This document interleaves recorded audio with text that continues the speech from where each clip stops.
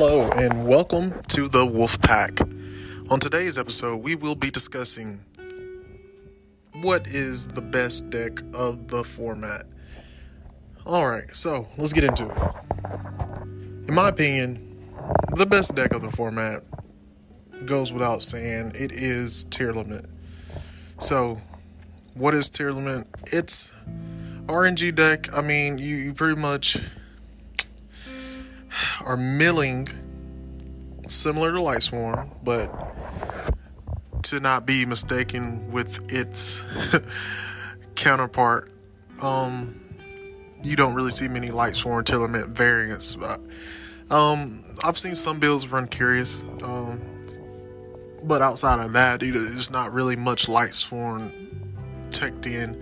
But needless to say, they're similar in nature due to the fact that you are milling your deck, and a lot of people will say that, oh, it's luck based. Well, that's this game in a nutshell.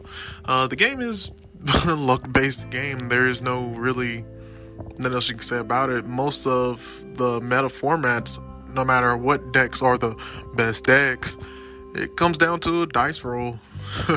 Because you can build your deck to go first, you can build your deck to go second, or you can have a mid-range deck, whatever the case may be. But the fact of the matter is, if you have a going first deck and you lose the die roll, are you confident that you're going to win that match?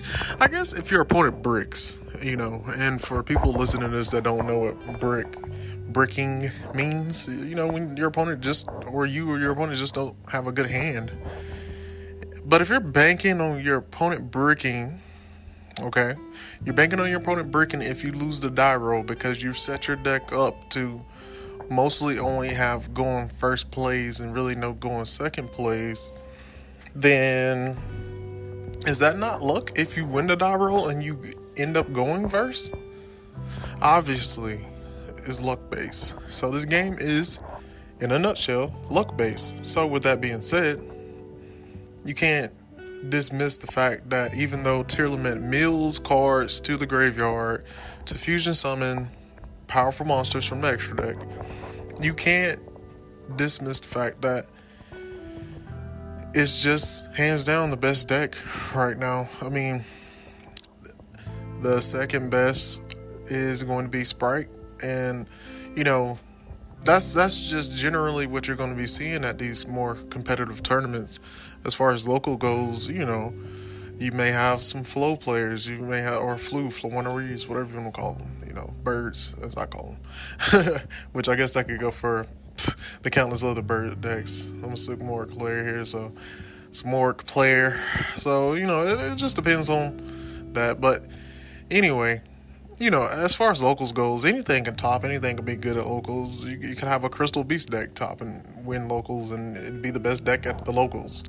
But as far as like a competitive level, where has it been like big case tournaments and regionals, YCSs, you're gonna pretty much just see Tearlaments and Sprite at the top tables with a couple other decks. Runic is actually I would say top 3 would be Tearlaments, Sprite, Runic.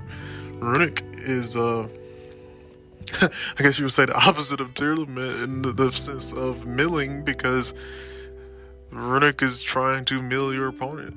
It's trying to deck your opponent out. So, we got a lot of good decks this format, and a lot of variants. You have Sprite Runic, you have Runic Spellbook, you have Runic Sky Striker, you have Sprite Tri-Brigade, you have Danger Tearlaments. Like, there's a lot of different variants that are doing good, and at its core, these 3 decks, even on their own, are really good. So with that being said, I mean, those are the top 3 decks. In my opinion, you'll hear probably the same thing from any other duelist that plays, outside of Master Duel.